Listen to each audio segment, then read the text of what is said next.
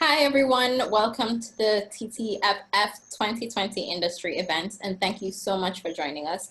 This year our full film program will be screened online from September 9th to the 15th, which is tomorrow. So we have one day to make the best of all film watching experience in Trinidad and Tobago. And our new media exhibition is also still on until tomorrow at the Medulla Art Gallery in Woodbrook, Porta, Spain. So if you're joining us via Facebook Live, please feel free to post all your questions in the comment section below and we'll address them during the session. So don't forget, you have to check out our full film listing and pay for film bundles at online ttfilmfestival.com. We'd like to thank all our TTFF sponsors and partners. TTFF 2020 is given leading sponsorship by the Ministry of Tourism, Culture and the Arts, contributing sponsorship by Republic Bank Limited, with Shell Trinidad and Tobago Limited supporting TTFF 2020 online industry events.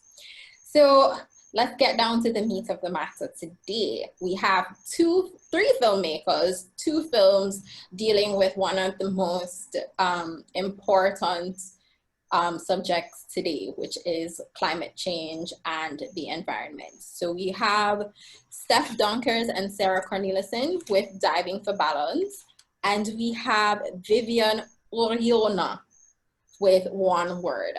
So both of you deal with climate change, specifically sea water rising and coral reefs, and you both dealt with it in very different ways. So Diving for Balance, you kind of go for a more personal experience. And I believe, Vivian, yours kind of encapsulates an entire country more as like the entire country is the character. So let's talk about the difference between both and why you chose to use characters the way you did in both films. Let's start, can we start with Diving for Balance? Yes, of course. So let's talk about why you chose to use one person, Katie, as the sort of vehicle for your film. Why choose one, and how did you come to choose Katie herself to be the vehicle for the film? Yeah, well, like you said, like it was actually for us, it was kind of, well, we knew about this problem and we knew that this was kind of the topic we wanted to make a film about. But it was definitely Katie who actually inspired us to make the movie about her. And it is like, Sara and I both immediately saw the difference between, like making a documentary about a problem or this problem. Actually, we saw that there were many other films made about coral becoming extinct, or everybody knows how we are losing these coral reefs in all over the world, from Australia to actually Curacao. But it was actually Katie, or the people behind it, who are investing all their time and all their effort and energy into saving a precious thing like coral reefs. We thought that needed to be, in the spotlight, inspiring other people. For like, it doesn't matter who you are or where you come from, you can actually do something about a massive problem like this. And Viviana, so how did it come to you to use to incorporate pretty much all of the Marshall Islands to sort of be the character for your film? Well, we have a different approach. I think that's the mind, almost the filmmakers. We do a participatory documentary film. We work with the people together and try to be a long time with there together, because when we started to thinking about this project to go to the Marshall Islands from Germany, it's a far away, and that's what's very clear for us, that we need a lot of time to work with the people together to every one of these steps in workshops, from the planning to shooting to editing together, this is the kind of our work in every one of our film. And with the Marshall Islands was for us very important to know a lot of things, because we have only questions and wanted to go there to do these questions and to have these answers, and to do more questions about what is climate change and what's happening with the persons in these countries, because I know what's happening with the persons around me. And but I didn't have any idea, and Mark too. The film is together from Mark and me, and that was very important from us to bring these voices that are so far away, that they explain not only what has happened, also what has happened about the climate change, but what has happened with persons, with people, with a culture there's maybe in 20 years no more here, and they are the first and no more here. Maybe we are no more, all of us, we are no more here in 30 years, and that was the motor to do this kind of film there. So when you say participatory filmmaking, what does that actually look like when dealing with the stakeholders? Well, it's we do this kind of film, small films, but we try to do a big films for the cinema, that every one of persons can do us, can have the sensation that it's possible to do a big film with knowledge that they have and knowledge that they can give, and they can work this knowledge together.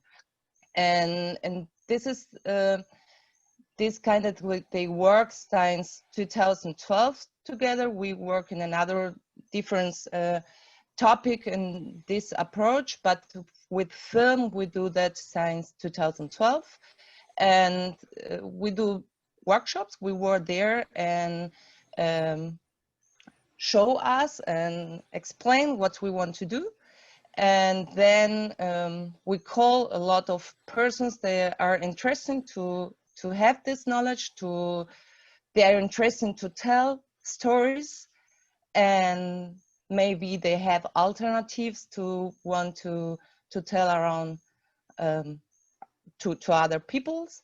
And then we start to try to do a schedule with workshops days, and especially on the Marshall Islands we were there 9 months with 5 workshops every week with different peoples, from teenagers to older peoples and in our ages. And yeah, and this is the first step that we usually use to call the people to be a part of these kind of projects. Okay, so I'm just gonna go back to Sara and Steff for a little while. Your film focused more on one person, and it kind of delved into her as a person, as well as her desire and her passion for her work. I wanted to talk about how you made the decisions in which to balance talking about her as a person and then talking about her work as her passion. Ooh, that's a difficult question.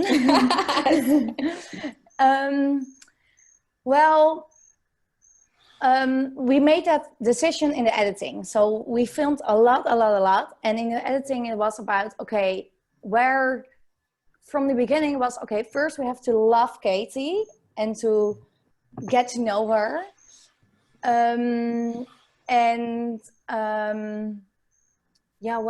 We build it up like, what's her passion and what is it about. And I think it was just a feeling of how do we know her? And she tells about she loves coral, and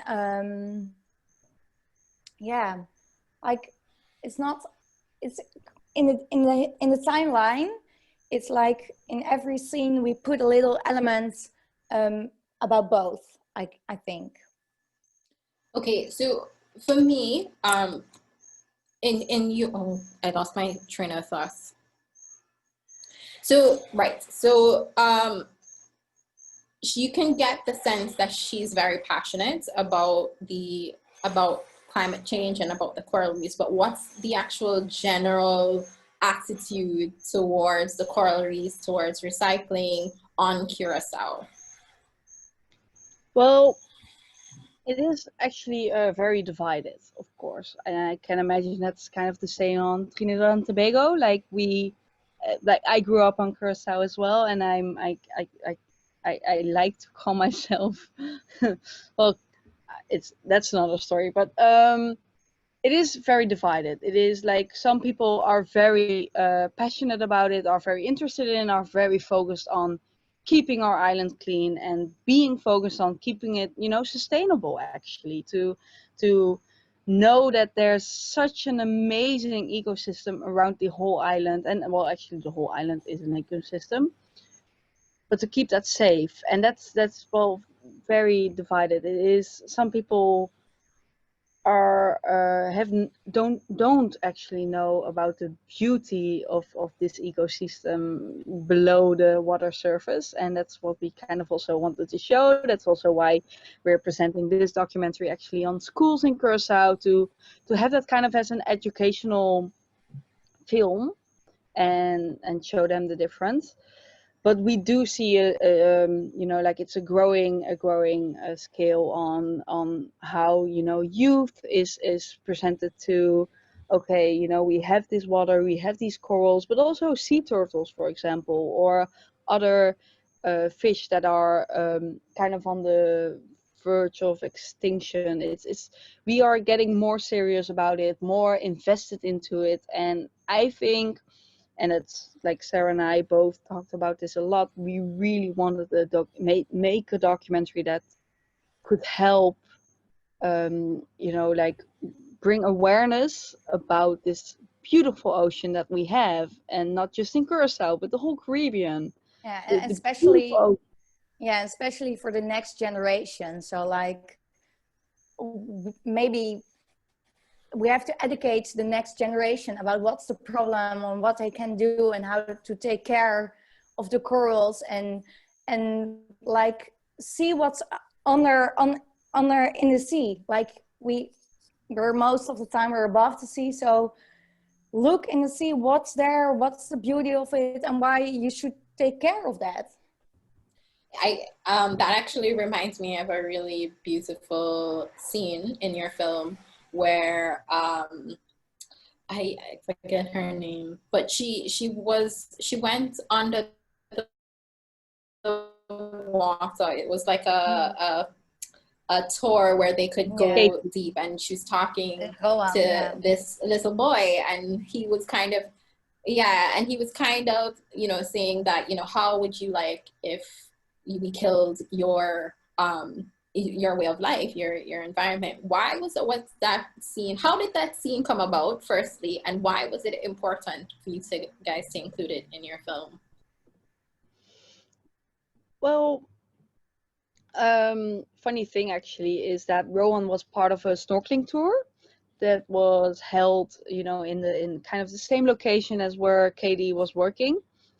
And we, like we said before, is like we thought it was very, very important to include the youth, not only in distribution, but also in including literally the story about what's their opinion on these beautiful reefs, or this ocean life that maybe you don't know a lot about, or that you learn about a little bit about in school. What do you think about it disappearing?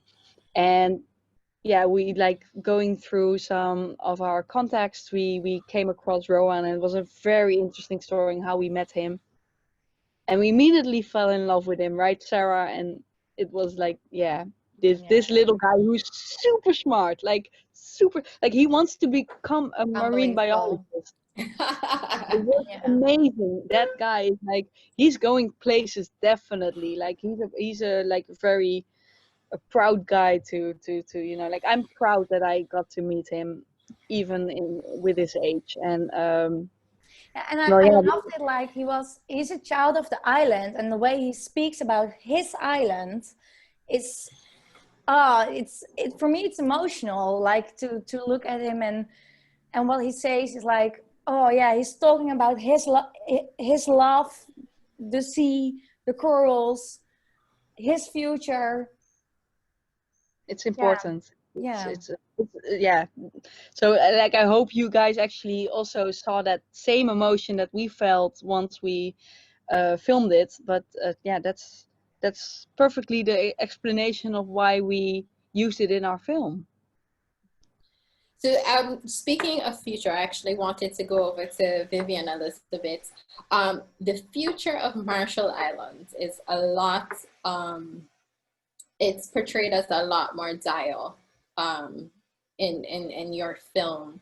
I wanted to talk about the attitudes of locals, because I mean, although the persons in your film seemed very aware of the threat, what is the attitude of all the other persons, all the other Marshallese persons towards climate change, recycling, and playing their part? Well, sustainable is of course a topic from the people, but the future of the Marshall Islands, it's very difficult to explain this, because if my personal experience was, if you ask these persons about, if you ask this person these questions, is the reaction every time to say, we are not speaking about only our future. We are speaking about the future for everyone, and that was so awesome to hear this reaction from a nation there on the first front of this catastrophe. Okay, that's for example, we have one question in these interviews. We do the questions with the participants of the workshops together, and one question that we have was, who is the most important person in your life? And this reaction was, that was one of the last questions in a lot of questions we have, and the reaction was, what do you mean one person? Everyone is important in my life. And then that was a very, for me, was a cultural shock, because it's very difficult for me to say the same, to give the same answer. What is the most important person in my life? My daughter, my husband, my mother. I don't know, but if I get this question, I have exactly one name in this moment. But every one of these person there to tell us, what do you mean? Everyone, every person is important. And that was very crazy, because I think that is it's a resume about the understanding that the future that we're speaking about now, it's not only about one nation. It's about one earth, and it's only with our work together. And that is what we are searching in this moment when we are this kind of documentary film. We ask, and then we get answers, and then we had a red line to do together the documentary film. We don't have any script. We don't know what the persons say. We have only maybe a hope to find some predictions, ideas that we have before, but we are all the time in every sensation of expectation, and we don't know what the person say, and we don't know what is the end of this result in the documentary film that we do. So, okay, so let's go back to one of the projects that you featured in your film, which was the sailing project, where people are trying to use sail. How successful is that? How has it changed to being a more prominent mode of transportation between the islands, or is it still something that you think is a work in progress? Well, I think it's a work in progress, but not because they don't have the skills to do bigger. I think it's still in progress because we have a system that don't do possible that this kind of project, they are amazing, that can be progressed. It's Oceanos project is a project not only on the Marshall Islands, it's in the Pacific, and they have different foundations, and one of them is on the Marshall Islands, and they have a different kind of boats. We couldn't show only one of them. There's one, they stay on Majuro, and this is one of the biggers, but they are working, my knowledge is that they're working for biggers, because the modes of transportation in the region is through the water, and the idea is to try to move this kind of transportation to be sustainable, and with cocos oil and with solar energy and with wind. And I cannot say what is the prediction about this kind of project, but it's difficult. It's difficult for every one of these alternatives that we can find around the world. It's against a system that's very, very hard and not possible to move. And I think that it's not only the responsibility from this kind of person that can develop this kind of projects, but I think it's a responsibility about every one of us to try to be clear that it's necessary to change every one of our kind of life. And that is one of the interesting topics that we find there. And I thought that maybe it's interesting for this kind of Eurocentric view that we have around the world, that they think that only this development is can possible to develop in London or in Germany. And that was for me very, very interesting to meet these groups.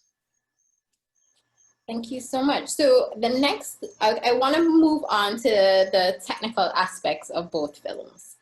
So both of you would have had to shoot underwater because, you know, these are films about the coral reefs. So tell me about the process in preparing, what you had to do to shoot underwater, and what were some of the challenges that you have. Steff and Sara, we'll start with you guys.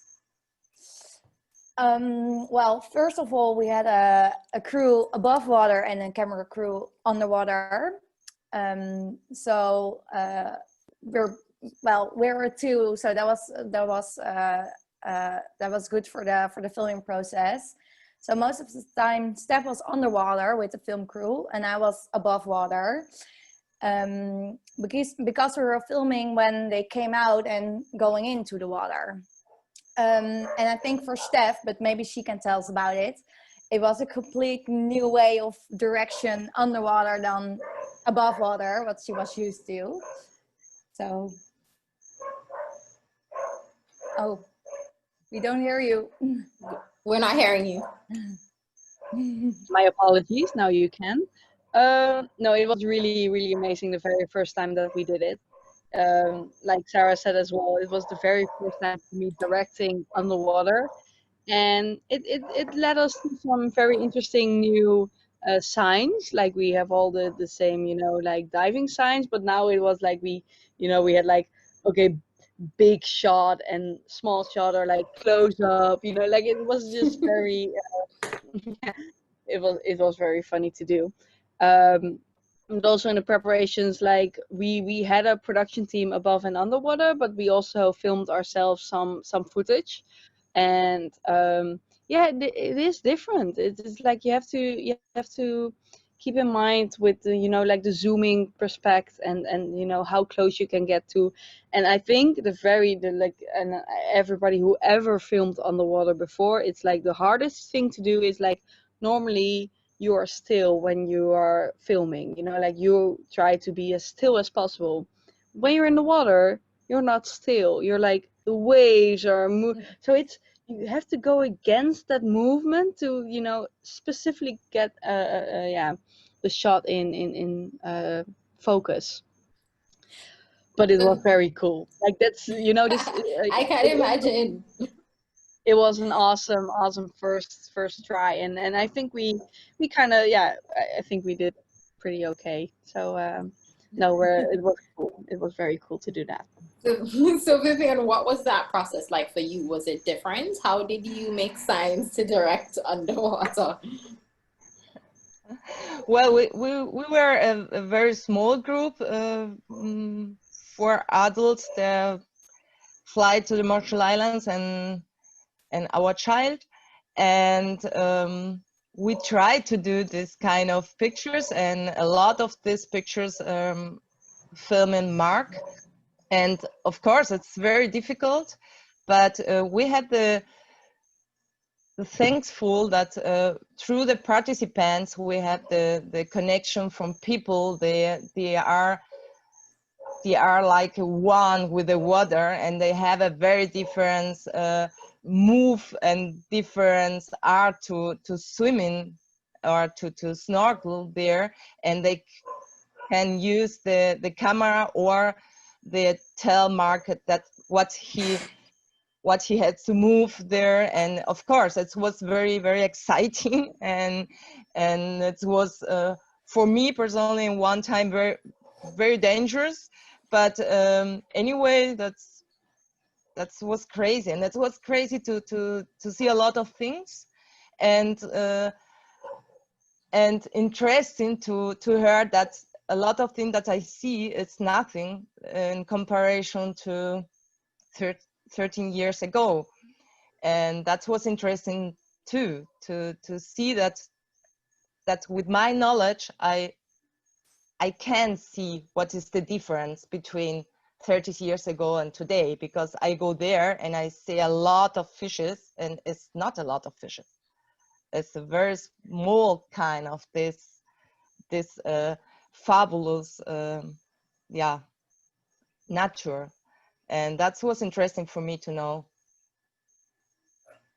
All right, so guys, we're almost out of time. So I want to thank you guys both for joining us live and for making your films. I think they're both so important for the Caribbean, just because we're all, you know, small islands with similar reefs that we need for the protection of our space in the long term, and just inspiring us to hopefully take the charge ourselves and see what we can do to make the coral reefs survive, or, you know, somehow sea level rising not be so fast.